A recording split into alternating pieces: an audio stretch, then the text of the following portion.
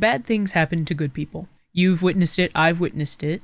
It's happened to us personally. And a lot of people get really angry about it. Like to the point where they curse other people, they get extremely angry. And you and I, we should know that this isn't a good way to react. It's a truth that we get angry, we lash out, and we should know better. And you can ask all day, well, why do bad things happen to good people when they know that they're good, they do all this good, and I can't take it anymore. You see that a lot in life and in things like media, movies, TV, and some of the answers that come up is just it doesn't benefit people's lives, makes it worse sometimes, but it was a choice that they made. Now you might be asking, well, how do I stop doing that?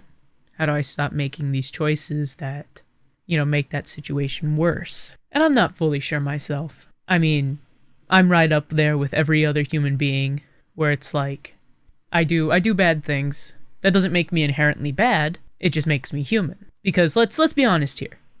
We all need to take a moment, really breathe, try and become a little calm and realize that we need to stop holding ourselves and sometimes other people to these high, unachievable standards, because we're never going to make it. If we set the goal too high, we are never going to reach it. No matter how high we jump, no matter how long of a pole we use to try and reach it, it'll always be out of reach, because then that thing's going to keep going higher. And I don't care if you're not a religious person or if you are, but let's look at it. Let's look at this book in the Bible. It's Job. Everyone's heard about Job. I don't care if you just popped out the womb.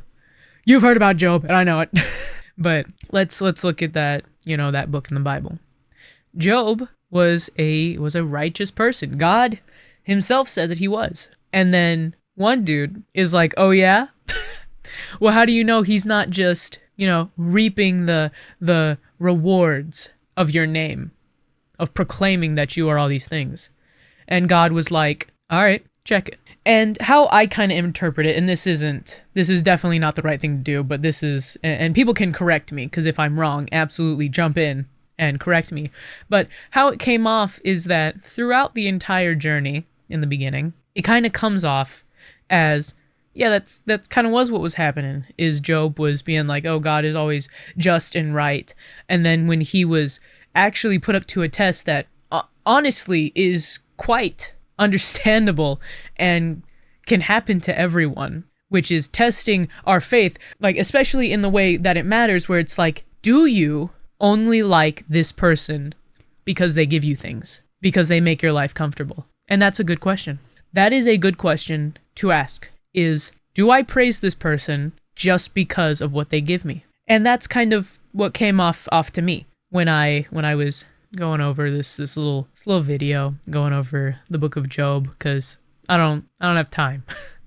I don't have time to sit down and read, but because I don't make it, but But that's a good question to ask, is do I actually, praise this person or praise God for the right reasons, or for the reasons that aren't appropriate? And of course, throughout the story, like Job's life gets horrible. He loses his wife. His friends are like, LOL, get dunked on. It's just, he loses a lot of things. And he curses God. He's like, yo, what's up with this? What's up with this? Like, I praised your name. I did all this stuff. And you made my life good. Where are those good times? And that happens. And like, I don't remember fully, but I even think Job was like accused of like doing something wrong. Like, you had to have done something wrong for all of this to have happened. You did something wrong. And in the end, it's like, Job has that talk with not only one of his other friends, but with God. And it comes to find out that, no, you don't have to do anything wrong. Bad things happen in this world, and they happen because it is not a perfect world. And if anything, those are constantly learning lessons. They help you through life. Now, I'm not somebody who is, overly educated on things like the Bible and on the Christian faith. And so it's just better to not argue with me. It's better to drop your knowledge and be like, yeah, this is what I think, or this is actually what this meant. And I'll be like, yeah, cool, that's awesome. Thank you. But when I see that and I read it, or I watch it in this case, it makes sense to me. It makes sense that you would gain humility from those moments, and you learn, you gain wisdom. Humility and wisdom are probably the two biggest things that I understood people would get from those experiences. And people actually have to, see the good in those bad situations. And I know that's hard. This world is not apologetic to people. It does things and it ruins people. I get that. I understand that fully. And it hurts. But we cannot allow those bad moments to define us. I know there are so many people in this world and in online spaces that are like, this is what, sorry, I hit my mic. This is what defines you. That bad moment defines you. To make it a little funny, I think about that joke in like Brewster videos, whenever it's like him in school and one of the kid is known for like vomiting or like peeing his pants back in like elementary school, and that's all the other kids call him. It's like, you were the kid that peed his pants in the 2nd grade. I've grown past that. And you think like, I just think like people should just think about that when somebody is saying, this is all you'll ever be. Okay, I'm the kid who peed himself in 2nd grade. Like it kind of takes the power out of it a little bit. It's like, you'll only be known for this. Okay. I also end up thinking about this one thing that I read. It was something that I saw on Twitter. I know, forgive me, but this was supposed to be like a joke because it led into like this negative connotation, but it's like you remember all the times that you were embarrassing, you did something embarrassing. Now think about all the times that somebody else did something embarrassing. You can't think of a whole lot, and that's because you're the most embarrassing person on this earth. I know it doesn't end well, but I get rid of the last part and I just focus on that one part where it's like, think about other people's embarrassing moments. You can really only think of a few because they were like so grand. But other than that, it was just like, it's just another Tuesday. Oh, somebody tripped over their feet? Okay. It's small things. And like those moments don't define you. I mean, genuinely. Like your worst moments don't define you.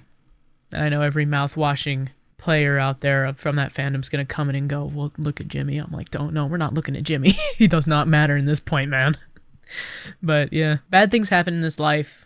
And, you can either let that be the thing that defines you and be the thing that ties you down to everything, or you can take it for what it is, which is a learning experience and getting what really matters from that. And remember, it's the two big things that I'm gonna remind you of: humility and wisdom. Let those moments be the thing that teach you how to be a better person, and not only be kinder to yourself, but also be kinder to others. So with all that being said, thank you so much for watching, and I will see you in another video. Bye.